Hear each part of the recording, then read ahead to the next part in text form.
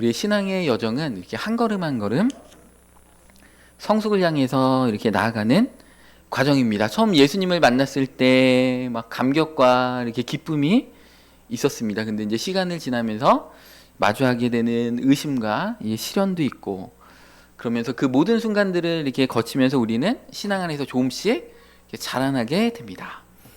신앙의 단계마다 하나님께서는 우리에게 새로운 모습으로 이렇게 만나주시고, 우리가 더 깊은 믿음과 사랑으로 나아가기를 원하십니다. 그런데 이제 이 믿음의 여정, 오늘 이렇게 신앙의 계단이 총 8단계인데, 이 믿음의 단계에 머물러 있는 분들이 이렇게 한국교회 너무너무 많이 있는 현실이 안타까운 것 같습니다. 이제 어디 이렇게 예언 집회를 가면, 이렇게 예언 집회 보통 가면 다 막 존귀한 자다, 하나님이 너무 사랑하신다, 막 이렇게 예언을 많이 해줍니다. 왜냐하면 믿음이 어리기 때문에, 왜냐면 위로를 받아야 되기 때문에 그런 얘기를 하는데, 그런 예언을 자꾸 듣다 보면 내가 정말 신앙의 최고봉이구나, 하나님이 나를 제일 사랑하시는구나, 이런 착각에 빠질 때가 있습니다. 근데 같은 예언 집회인데 어떤 분에게, 어떤 전도사님이나 어떤 목사님에게 하나님의 뜻대로 살아야 된다, 순종해라, 이런 예언이 나면 어떻게 됩니까? 나는 하나님이 사랑하는 자야, 이런 예언을 받았는데 옆에 있는 목회자는 하나님의 책망을 들었다 하면 어떤 분의 믿음이 더 좋을까요? 책망 들은 분이 더 좋은 거죠. 하나님 기대하시는 게 기대치가 훨씬 크기 때문에, 그 기대치가 100인데 70, 80밖에 못하니까 하나님이 책망하시는 건데, 막 이렇게 존귀한 자다, 하나님이 너무나 어여뻐하신다, 이런 예언을 받으신 분은 신앙이 한 15, 이 정도밖에 안 돼요. 그러니까 이제 뭔가 자라나가기 위해서 하나님이 그런 예언을 이렇게 허락하실 수 있다라는 것입니다. 그러니까 그 단계에서, 믿음의 단계에서 머물러 있으면 안 되고, 비행기를 타고 하늘을 오를 때를 이렇게 생각해 보면, 지상에는 비가 내리고 안개가 이렇게 자욱한다고 할지라도 우리의 신앙도 그럴 때가 있죠. 우리의 삶에 때로는 고난과 슬픔과 답답함, 이런 것들 때문에 앞길이 보이지 않고 그럴 때가 있습니다. 밤이 되면 잠이 안 오고, 그죠? 빨리 아침이 됐으면 좋겠다.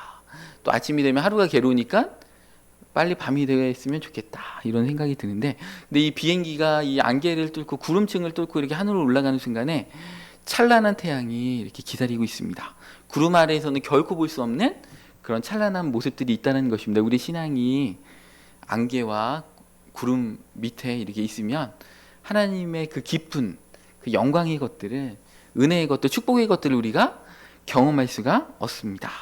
신앙의 성장도 이와 같습니다. 우리가 한 걸음 한 걸음, 한 계단 한 계단 믿음의 계단을 오르고, 그럴 때 하나님께서 더 깊은 은혜의 세계로 우리를 이끌어 가신다는 것입니다. 이전에는 이해할 수 없었던 하나님의 뜻이 보이기 시작하고, 세상의 어려움 속에서도 하나님이 주시는 평안함과 은혜를 경험하게 되고, 또 고난의 그 구름을 믿음의 눈으로 바라볼 수 있는 안목을 이렇게 하나님께서 주신다는 것입니다.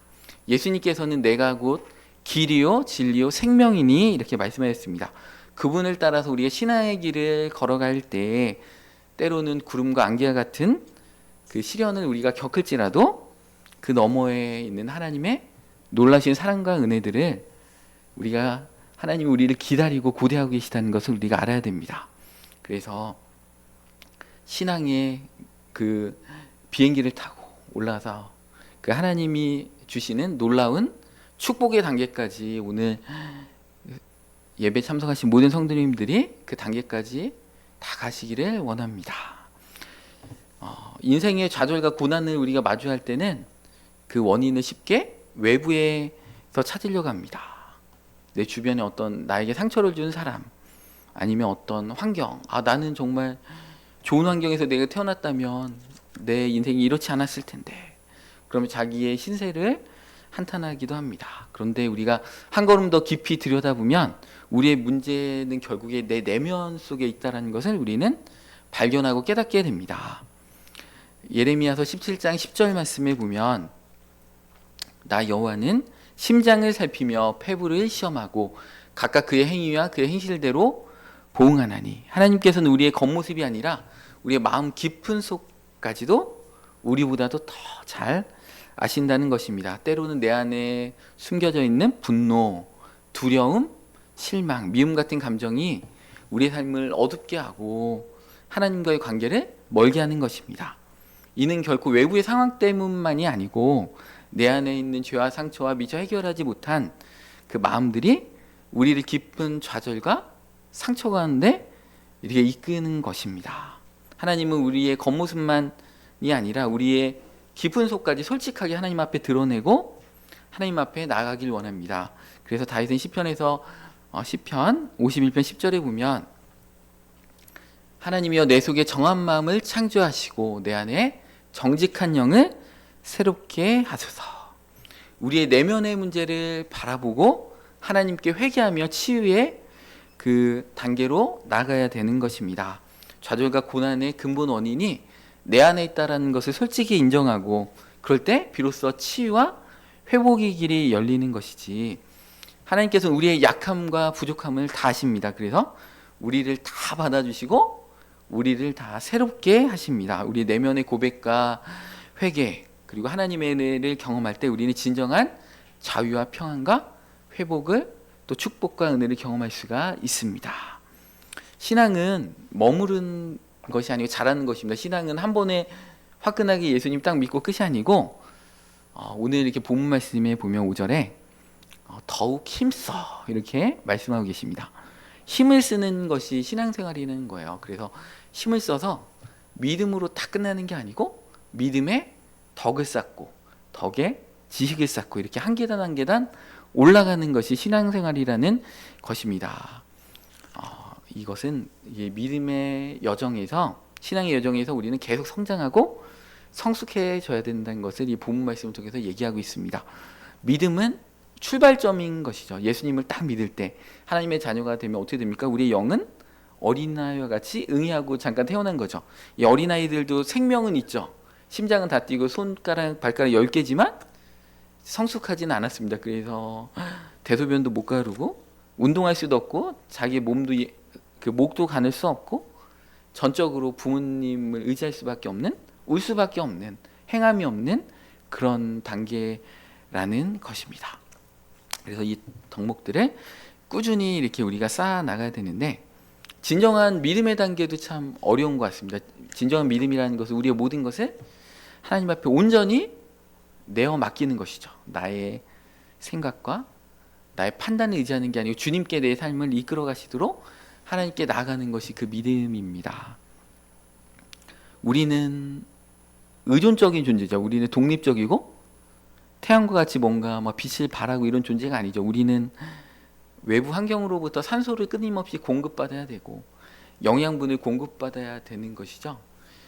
그러니까 우리가 독립적이고 내가 신이고, 이게 요즘 이단 교주들 이렇게 영상들 보니까 자기가 신이고 그 마귀가 얼마나 그 이단 교주에게 그 감동을 강하게 주는지 자기가 신이라고 하고 그러더라고요.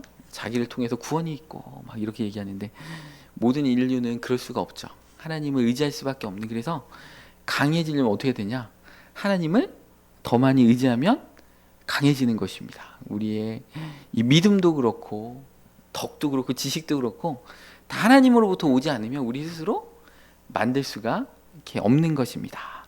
그래서 이렇게 신앙의 위인들을 보면 하나님을 향한 완전한 신뢰를 가지고 불가능한 일을 이뤄낸 사람들의 스토리가 너무나 많이 이렇게 기록되어 있습니다. 이 믿음은 그리스도인들이 세상을 살아가는 원동력이죠.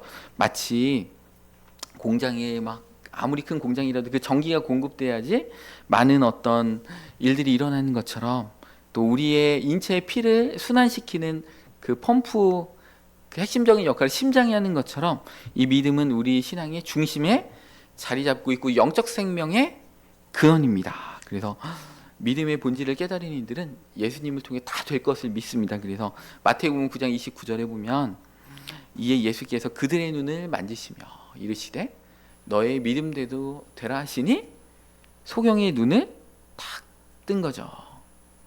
우리 바디메오가 소경이었잖아요. 이 본문은 바디메오 얘기는 아니지만 바디메오가 주님 내가 보길 원합니다. 내가 무엇을 해줄까? 보기를 원합니다 할 때 네 믿음대로 될지어다. 그러니까 하나님은 항상 우리의 믿음대로 될지어다. 우리의 간구대로 하나님은 놀랍게 역사하십니다. 그래서 우리의 한계를 뛰어넘는 하나님의 권능을 경험하는 것은 믿음이라는 것입니다. 그래서 믿음은 단순한 희망이나 기대가 아니고 하나님의 능력을 우리 삶에 연결시키는 통로가 되는 게 믿음이다. 그래서 우리의 삶에 앞이 캄캄하고 아무것도 안 될 것 같고 이거는 불가능하다. 그렇게 여긴다면 우리의 믿음이 어느 순간에 쪼그라붙은 것이죠. 여러분들, 우리는 무능하고 우리는 전적으로 주님을 의지하는 연약한 존재지만 하나님의 능력 앞에서는 못될 게 없죠. 그죠? 말씀을 통해서 하나님이 다 이루신다는 것입니다. 그래서 100세의 늙은 나이에 이삭이라는 아들의 믿음을 얻었던 그 아브라함의 얘기도 있죠. 또 골리앗 앞에, 골리앗이 얼마나 키가 장대같이 커요. 다윗은 어린 소년이었는데, 그죠? 네, 사무엘상 17장 45절에 보면 다윗이 이렇게 고백합니다. 다윗이 블레셋 사람에게 이르되 너는 칼과 창과 단창으로 내게 나아오거니와 나는 만군의 여호와의 이름 곧 내가 모욕하는 이스라엘 군대 하나님의 이름으로 내게 나아가노라. 그러니까 이 믿음이 충만한 그 이스라엘 모든 그 군인들은, 또 왕들, 장수들은 이 골리앗이 얼마나 위협적이었는지 다 벌벌 떨고 있었습니다. 몇 주 동안 전혀 나가지 못하고 아무런 일도 하지 못하고 두려움간에 있었는데 이 소년 다윗이 하나님 앞에 그 믿음으로 나갈 때 이 골리앗을 이겼다는 것입니다. 우리 삶에 골리앗과 같은 것이 있죠, 여러분. 또 여리고성과 같은 것이 있습니다, 여러분. 근데 하나님께서 여리고성을 7번 돌라, 7일 동안 돌라, 그리고 함성을 외쳐라 하니까 무너졌습니다. 여러분, 여리고성이 우리의 능력으로 무너지나요? 우리 삶에 우리의 능력으로 되는 것이 조금이라도 있나요? 어차피 감기도 우리는 못 고치고 암도 못 고치고 모든 병은 어차피 우리는 못 고칩니다. 근데 우리가 하나님 앞에 기도할 때 하나님은 어떠한 질병이라도 다 고치십니다. 여러분, 이게 물질적인 어려움도요, 우리가 1,000만 원의 어려움이건 10억의 어려움이건 똑같아요. 하나님 보실 때 어떤 게 더 크다 작다 이게 없어요. 최근에도 우리 김미진 간사님 50억 빚졌는데 하나님께서 다 회복시켜 주신 것, 우리 이미연 목사님이 이렇게 설교 시간에 말씀하셨잖아요. 하나님 앞에 못할 것이 없습니다. 문제는 뭐냐면 그 두려움 앞에, 고난 앞에 우리의 믿음이 쪼그라붙어 버리는 거예요. 그러면 이 믿음은 하나님의 능력을 운반하는 그 통로고 운반선인데, 믿음이 약해지는 순간에 역사가 일어나지 않는다는 것이요. 믿음이 그 운반선의 역할을 하기 때문에 그렇습니다. 그래서 하나님께 신뢰를 두는 이 믿음은 세상의 한계를 초월하고 하나님의 기적을 경험케 하는 능력이 있는 것입니다. 믿음은 우리의 내면에 흐르는 영적인 생명수와 같아서 우리가 세상에서 담대하게 자신감 있게 살아갈 수 있게 합니다. 그래서 하나님을 온전히 신뢰해야 되는 것입니다. 내 생각과 내 방법대로 하나님이 역사하시지 않는다고 하더라도, 내 때에 내가 원하는 방법으로 역사하시지 않는다고 할지라도 우리는 하나님을 향한 그 신뢰를 끝까지 붙들고 있어야 됩니다. 이 베드로가 하나님을 향한 그 믿음이 강했죠. 믿음의 사도잖아요. 그래서 처음에는 그래도 예수님 말고 무리를 거르는 사람 베드로밖에 없습니다. 베드로는 중간에 믿음이 흔들렸죠. 왜 흔들렸어요? 바람과 파도가 있는 것에 집중하니까. 주님을 바라보고 갈 때는 무리를 걸었는데 파도가 치고 막 바람이 부니까 그것을 딱 바라보는, 환경을 바라보고, 우리의 어떤 주목하는 것이 주님을 바라보느냐 환경을 바라보느냐, 그게 중요한 것 같습니다. 그래서 이렇게 빠져가니까 다시 주님께 간구함으로 다시 무리를 걸었습니다. 이 믿음의 사도 베드로도 오늘 이렇게 본 말씀에 그가 노년의 신자들에게 보낸 이 서신서에서 하나님의 신성한 본성, 이 성품을 다 취하려면 믿음에서 머물지 않고 믿음 안에서 더 자라나서, 믿음이 첫 단계니까 믿음의 덕을 쌓아라, 이렇게 말씀하고 계십니다. 그래서 우선적으로 우리가 가져야 되는 것은 믿음이지만 이 믿음을 뛰어넘어서 우리는 덕의 단계까지 나가야 됩니다. 이 덕이 부족하면 세상에서 지탄을 이렇게 받게 되는 것이죠. 우리 유명한 우리 빙점이라는 그 소설을 집필한 그 일본 기독교 여류 소설가 미우라 아야코라는 분이 잡화 가게를 이렇게 운영했는데 장사가 너무 이렇게 잘 되는 것입니다. 이렇게 자녀는 없었고, 그런데 이게 남편분이 이제 공무원으로서 이제 그 또 생활을 하고 있는데, 그 미우라 아야코에게 물건을 이렇게 많이 매입하지 말라. 왜냐하면 우리는 망해도 내가 월급을 받기 때문에 우리 가정은 잘 지낼 수 있지만, 저 건너편에 있는 잡화점은 아이들이 여러 명인데 그 집은 망하면 큰일 난다고. 그래가지고 이제 미우라 아야코는 처음엔 이해가 안 됐죠. 근데 남편의 말에 순종해서 그 이제 그 물건을 많이 안 띄워놓고, 종류도 이제 어떤 종류들은 안 띄워놔가지고 저쪽 이렇게 잡화점으로 가라고 인도를 했습니다. 그러다 보니까 시간이 남아가지고 이제 소설에 집중해서 이렇게 그 유명한 빙점이라는 그 소설을 이렇게 써서 데이트를 쳤고, 우리나라에도 예전에 저 어렸을 때도 빙점 이렇게 드라마도 봤습니다. 이 빙점이라는 그 명작의 소설을 쓸 수가 있었습니다. 이렇게 남편 말을 듣지 않고 장사가 잘 된다고 장사에 집중했으면 이 빙점이라는 소설은 탄생하지 않았겠죠. 바울은 모든 것을 할 수 있는 그 믿음의 사람이었지만, 고린도전서 10장 23절에 보면 모든 것이 가나 모든 것이 유익한 것이 아니요 모든 것이 가나 모든 것이 덕을 세우는 것이 아니니 누구든지 자기의 유익을 구하지 말고 남의 유익을 구하라, 이렇게 말씀하고 계십니다. 이 덕이 참 중요한 것입니다. 믿음은 하나님과 우리의 1대1의 관계라면, 이 덕은 우리 믿음의 공동체 가운데, 우리 믿음의 형제 자매들 가운데 그 관계성인 것입니다. 그래서 옛말에도 이 손자병법이 나오죠. 용장보다 지장이 낫고 지장보다 덕장이 낫다, 이렇게 손자가 이렇게 얘기하고 있습니다. 그래서 이 덕이 이렇게 중요한 것 같습니다. 근데 손자병법에 이 덕장보다 더 중요한 자가 누구라고 했냐면 복장이라고 했습니다. 복을 받는 자. 그러니까 그 무슨 일을 하든지 간에 그 장수가 하는 일들이, 그래서 이 손자병법에 썼던 이 손무도 이 하늘의 이치를 깨달았구나. 정말 하나님의 은혜가 아니고서는 일들이 안 되는구나 하고서 이 덕장보다 복장이 더 중요하다, 이렇게 얘기한 바가 있습니다. 우리의 믿음은 그 충만할 수가 있습니다. 근데 그 믿음을 가지고 무작정 밀고 나가면 안 됩니다. 믿음으로 밀고 나가기 전에 덕을 먼저 생각하고 다른 사람을 배려할 줄 알아야 된다는 것입니다. 믿음만 있고 덕이 없으면 결국에는 오만과 이기심의 함정에 빠지게 됩니다. 교회는 한 몸을 이루는 공동체입니다. 그래서 교회 지체로서 그리스도인이라면 다른 이들과의 어떤 상호작용을 통해서 자기의 존재 의미를 깨달아야 됩니다. 그래서 한 교회의 성숙도는 무엇이냐면 구성원들이 서로를 어떻게 대하느냐, 함께 어떻게 조화롭게 신앙생활을 하느냐에 달려 있습니다. 교회 안에서 다양한 사람들이 있을 수 있는데 그분들하고 조화롭게 이렇게 어울려야 되고요. 이 지역에 그죠? 이렇게 여러 지역의 다른 교단의 교회들과도 서로 협력하고, 또 우리 같은 교단의 우리 노회와 총회와도 이렇게 같이 한마음 한뜻으로 우리 개교회의 어떤 이익보다도 이렇게 우리 하나님 나라의 큰 그런 줄기들을 바라보고 선교를 바라보는 그런 것이 믿음이 충만한 교회 단계에서 덕까지 있는 그 교회 단계까지 이렇게 나아가는 것입니다. 제가 며칠 전에도 어느 목사님께서 이제 부목사님을 섬기시는데 이제 여름 지나면 이제 개척하신다고 하더라고요. 그래서 제가 어떻게 이렇게 전도, 우리 교회는 전도했습니다. 그리고 이게 새생명 축제라든지 이런 거 필요하면 우리 교회에서도 가서 적극적으로 함께 하겠습니다.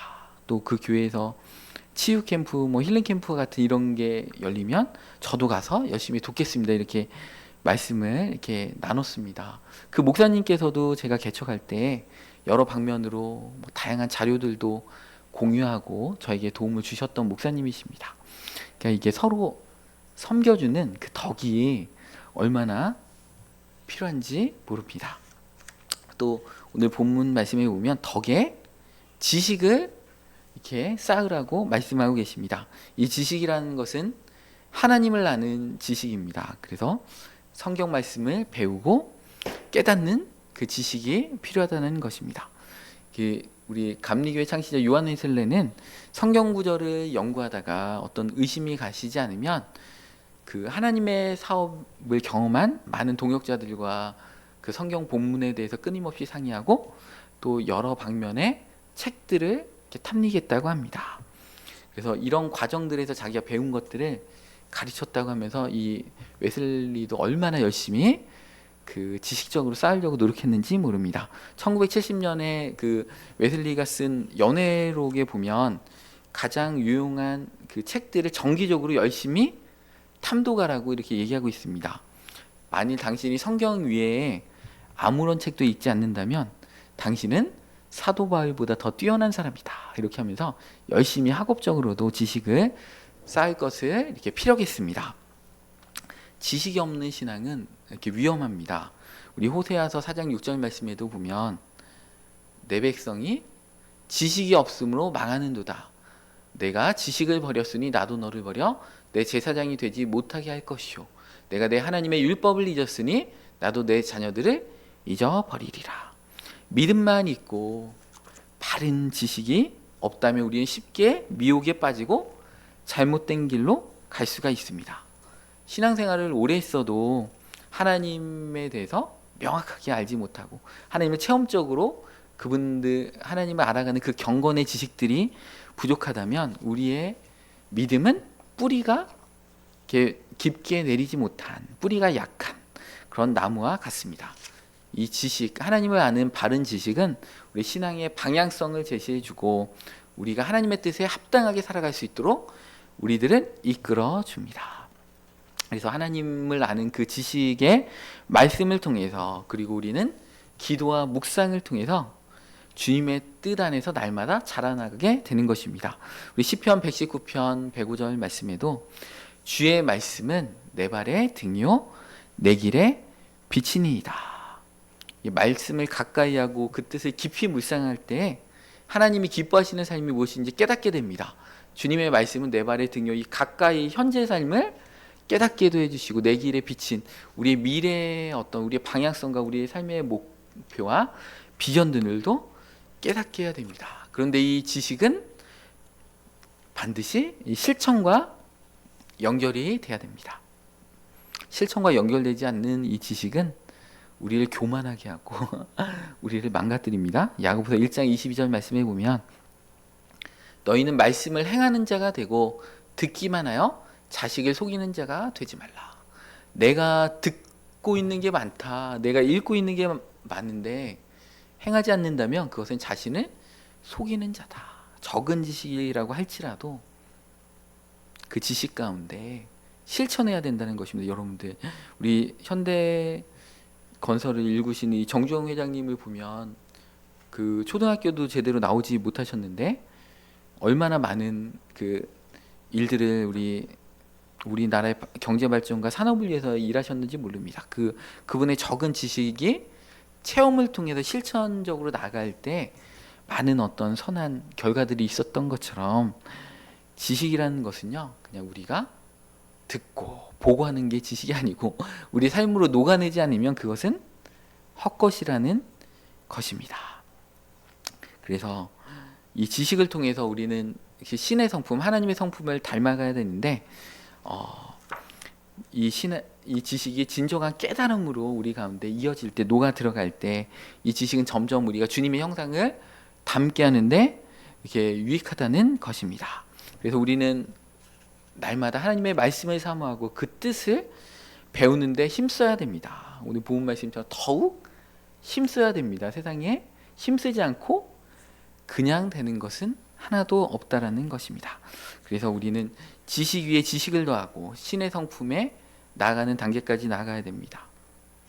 그리고 우리는 지식에 절제를 둬야 됩니다. 지식이 많으면 자칫 교만과 독선에 빠질 수가 있습니다. 내가 더 많이 아는데. 그런데 우리 고린도전서 8장 1절 말씀에 보면 우상의 재물에 대하여 우리가 다 지식이 있는 줄 아나 지식은 교만하게 하며 사랑은 덕을 세우나니. 만일 누구든지 무엇을 아는 줄로 생각하면 아직도 마땅히 알 것을 알지 못하는 것이요. 내가 많이 안다고 생각하는 순간에 그 사람은 마땅히 알 것을 알지 못하는 무식한 자다는 것입니다. 1절에 지식은 교만하게 하는데 사랑은 덕을 세운다는 것이죠. 그러니까 이 자기가 갖고 있는 지식을 사랑으로 풀어내서 덕의 단계까지 가지 않으면 그 안 된다는 것입니다. 그래서 이 지식이 많다고 해서 막 잘난 척하고 그러면 안 되는 것이죠. 잠언 말씀에도 혀의 열매를 먹게 된다. 근데 죽고 살리는 권세가 사람의 혀에 있다는 것입니다. 여러분들, 우리의 생명과 축복과 저주까지도 이 혀의 권세에 있다는 것이에요. 우리의 말이 지식을 통해서 교만하게 말을 하는 순간에 우리의 삶은 생명의 것들이 다 끊겨버리는 것입니다. 그래서 우리는 사랑으로서 덕을 세우는 단계까지 나가야 된다는 것입니다. 이 기차가, 자동차가 브레이크가 없으면 빨리 달릴수록 큰 사고로 이어지겠죠. 우리가 갖고 있는 이 지식을 적절하게 조절하지 못하고 멈추지 못한다면 혼란과 위험에 빠질 수밖에 없습니다. 속도가 빨라질수록 그 속도를 조절하는 브레이크는 더욱더 중요해집니다. 지식에도 반드시 절제라는 이 제동장치가 필요한 것입니다. 우리 모두에게는 이 절제가 필요합니다. 먹고 싶은 대로 먹고, 힘이 있다고 마음대로 쓰고, 누군가가 불러주고 세워주는 영광의 자리에 다 달려가고, 박수 소리에 취해서 그 무대에서 내려오지 않고, 양보하지 않고, 그죠? 머릿속에 생각나는 것을 다 입 밖으로 다 끄집어내고, 결과를 생각하면서 신중하게 말하지 않는다면 지식을, 우리가 갖고 있는 그 지식과 그런 것들이 우리를 망치는 것이죠. 절제로서 통제가 전혀 되지 않기 때문에 그렇습니다. 그래서 하나님의 뜻을 따라서 자기를 다스리고 조절하는 힘이 필요합니다. 내가 이 한마디를 했을 때 우리 공동체에 얼마나 파급 효과가 있을까를 생각해야 됩니다. 특별히 교회 리더들은 한마디 부정적인 얘기를 탁 하는 순간에 그 공동체는 깨어지게 되는 것입니다. 그런 것이죠. 그래서 그 공동체가 무너지는 공동체는 어떤 공동체냐, 제가 그 콩가루 교회가 되는 교회를 바라보니까요, 어떤 교회가 콩가루가 되는지 제가 보니까 그 교회 장로님들과 안수 집사님과 리더들이 담임 목사님을 비방하더라고요. 그러니까 그럼 콩가루가 되더라고요. 왜냐하면 교회의 질서가 다 깨져버리고, 그러니까 어떤 당회나 위원장회의나 이런 데서 다뤄진 얘기들이 이렇게 잘 그 어떤 포장이 되고 그게 중요한 얘기들이 밖에 새나가지 않고 그래야 되는데, 그 어느 담임 목사님이 범죄를 하니까 그 리더들이요, 담임 목사님을 변호해 주지 않더라고요. 그래서 그 리더들의 그 말이 파급 효과가 엄청 큽니다. 그래서 물론 그 담임 목사님이 잘못하셨는데 그거를 리더분들이 딱 그대로 가감없이 얘기하니까요, 그게 온 교회에 싹 퍼집니다. 그러면 그 공동체는 깨어지는 것입니다. 그래서 이 절제라는 것은 단순히 욕망을 이렇게 억누르는 것이 아니고 하나님의 뜻에 따라서 자기를 다스리고 조절하는 힘이 이 절제라는 것입니다. 우리가 그 지식과 자유와 능력이 많아질수록 더욱더 이 절제의 중요성이 강조되어야 합니다. 하나님께서 우리에게 주신 능력과 은혜와 이 기회들을 바르게 사용하기 위해서는 반드시 이 절제가 필요합니다.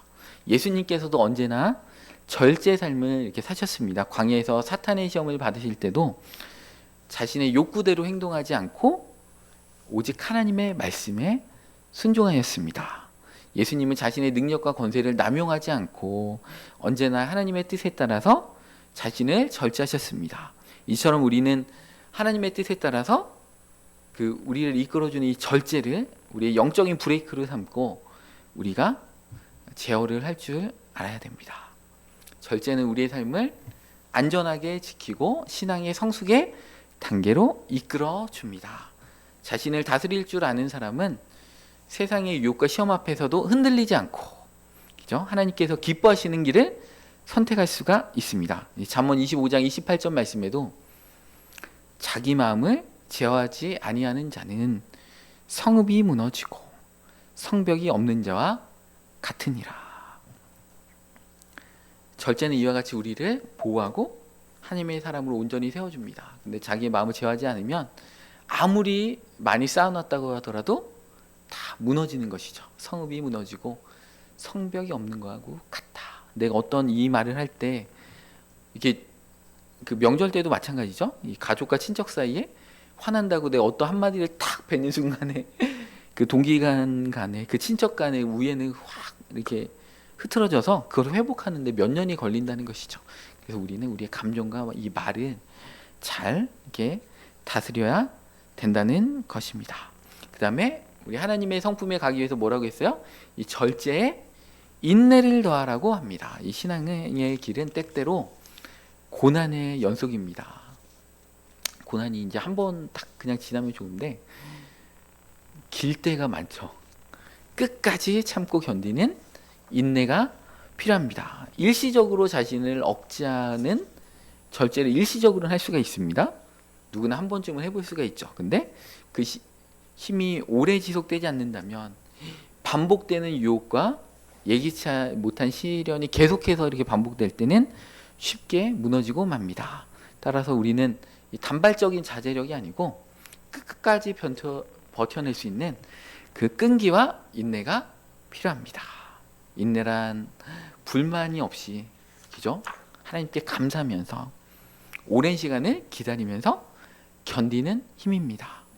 예상치 못한 상황에서도 침착하게, 그죠? 뜻밖의 변화에도 흔들리지 않는 견고함을 가지고 버틸 줄 아는 그 능력, 그죠? 여러분들 그 운동할 때도 이 근력이 있어야 되지만 근지구력이 없으면, 그죠? 순발력은 있어서 이게 단거리는 잘 뛸 수 있을지 몰라도 마라톤에서 무너지죠. 이 지구력도 근지구력이 있어야 됩니다. 그런데 이제 우리의 인생은 단거리 경주가 아니죠. 한번 화끈하게 살아내고 탁 끝 이게 아니고 장거리 마라톤과 같은 모습들이 너무나 많다는 것입니다. 그래서 이 절제 생활을 완성하려면 인내의 덕목이 꼭 필요합니다. 인내를 통해서 우리 얻을 수 있는 유익은 실로 많고요. 예수님께서도 그 종말장에서 이 종말의 때 마태복음 24장 13절에 보면 이렇게 말씀하고 계십니다. 끝까지 견디는 자는 구원을 받으리라. 이 종말의 때 계시록의 시대가 열리면 여러분들 끝까지 인내해야 됩니다. 중간에 못 해먹겠네 하고, 그죠? 그 인내의 그 길을 벗어나서 짐승의 표를 받는 순간에 영원한 불지옥에 간다는 것입니다. 그래서 끝까지 견뎌야 됩니다. 이게 조금 견디다 마는 게 아니고 예수님은 끝까지 견디는 자에게 구원을 주시겠다 이렇게 말씀하고 계십니다. 신앙의 길을 걷다 보면 여러 번 낙심할 때가 있습니다.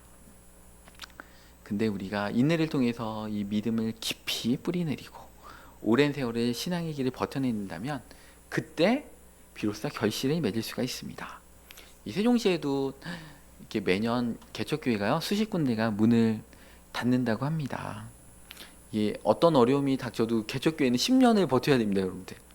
10년을 버티면 하나님께서 그 교회를 통해서 놀랍게 쓰신다는 것입니다. 매미가 한 철을 이렇게 울기 위해서 7년 동안 땅속에서 참고 기다리는 그 기간들이 있었다는 것입니다. 식물들이 자랄 때도 밤에 잘 자라고요. 우리 어린아이들도 밤에 키가 주로 자랍니다.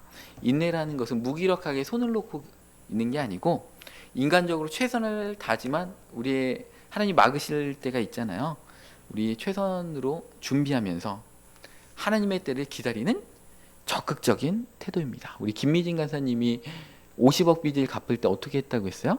하나님이 감동을 주셔가지고 몇 억 빚을 진 3억의 빚을 진 사람을 만나러 갔는데 갚을 돈이 10,000원밖에 없더래요. 그래가지고 10,000원을 정성스럽게 이렇게 그 봉투에 넣어가지고 그래서 이렇게 3억 이게 받으실 분이 얼마나 기분이 좋은가 막 집에 잔치상을 막 차려놓고 와 드디어 빚을 갚는구나 3억 다 못 갚아도 1, 2억이라도 갚겠지 이런 기대를 하고 했는데 이제 10,000원짜리를 정성스럽게 준비해서 맛있게 음식을 먹고 얼마나 이렇게 가시방석인지 몰랐다고 합니다.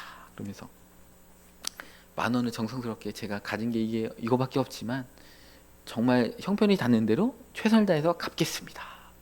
그래서 10,000원을 딱 했더니 그 10,000원짜리를 집어 던지면서 다 필요 없다.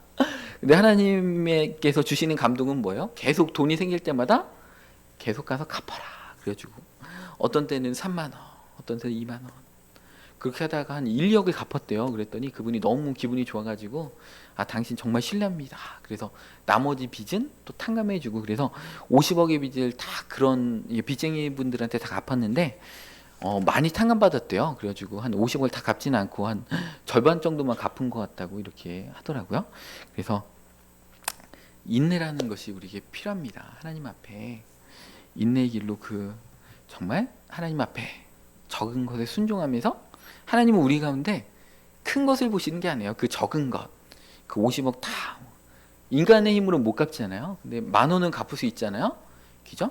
그러니까 그것을 순종할 때 하나님께서 놀랍게 그분의 삶을 역사하셔가지고 그분이 이제 12억에 이렇게 운영하던 안경점을 급전이 필요해서 8억에 넘겼는데 그 8억에 있던 그 안경점의 그 사장님이 갑자기 바람이 나가지고 와이프 몰래 그거를 빨리 정리해야 돼가지고 그 안경점을 4억에 넘겼다는 것입니다. 그러니까 4억 손해보고 팔았던 안경점을 다시 4억 이득을 이렇게 얻으면서 그 안경점을 되찾았다고 하더라고요.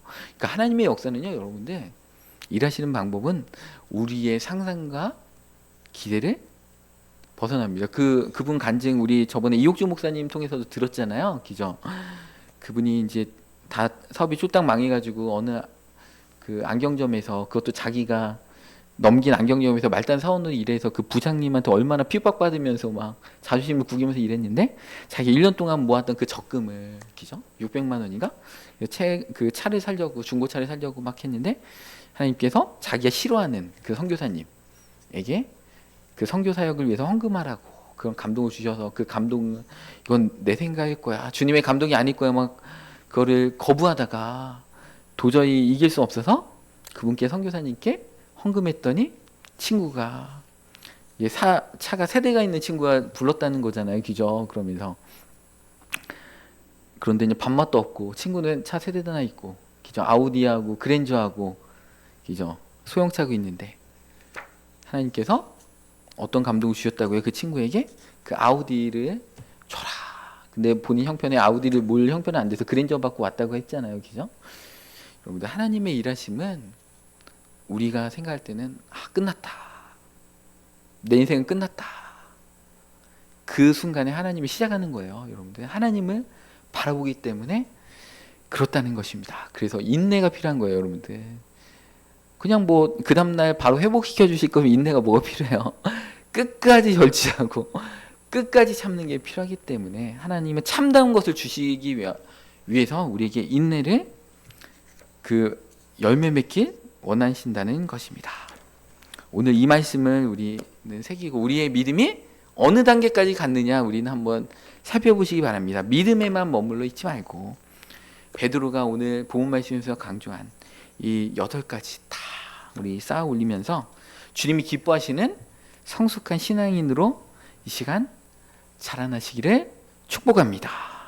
함께 기도하시겠습니다.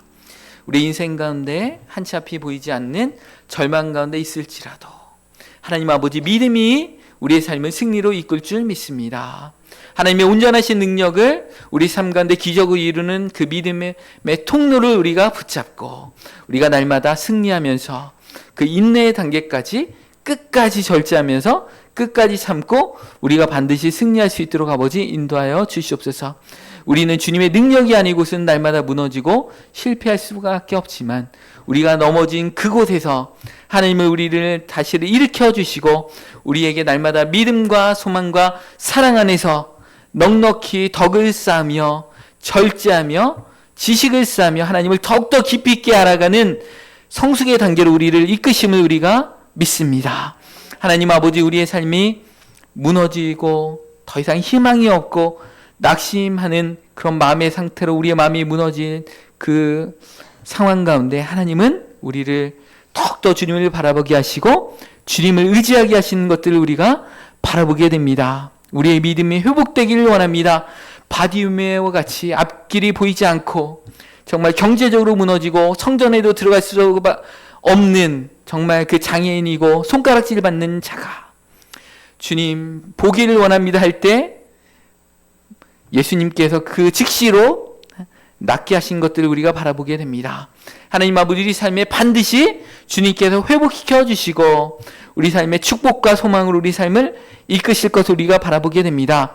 우리 삶과 가정과 자녀와 우리의 계획과 우리의 공간과 영역들 가운데 하나님의 놀라우신 축복과 은혜와 회복의 역사가 하나님 있기를 원합니다. 그 발걸음 가운데 우리 모든 성도님들이 한 걸음 한 걸음 걸어가는 축복된 인생 가운데 하나님 역사하여 주시옵소서, 축복하여 주시옵소서, 반드시 이루어 주시옵소서. 감사를 드리오며 귀하신 예수 그리스도의 이름으로 기도 올려옵나이다. 아멘. 이제는 우리 주 예수 그리스도의 은혜와 전능하신 아버지 하나님의 사랑하심과 성령님의 감화 감동 충만케 하심이 이 시간 믿음을 뛰어넘어서 하나님의 온전하신 성품간에 나가기를 결단하며 소원하시는 모든 성도님들의 삶과 가정과 계획들 가운데 이제부터 영원토록 함께 하시기를 간절히 축원하옵나이다. 아멘.